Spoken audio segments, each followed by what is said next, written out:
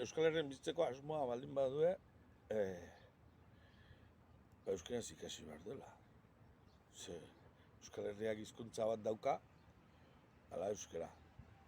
Eta esaten badiate, bai, bigarren zea bat badalo eta gazteleraz ere uler daitekela, Euskal Herrian da, bai, guk euskaldunok gazteleraz ere badakigulako, edo, ez, iparraldean, frantsesa badakitelako.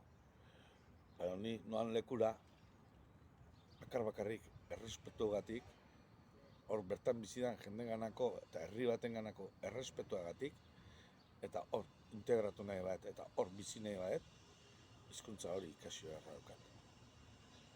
Punto. Euskararekin ze gertatuko zaizu, ikasten hasiko zela, eta gero enamoratu ingo zaitula. Eta bide batez, jende gehiagorekin enamoratzeko ere aukera gehiago.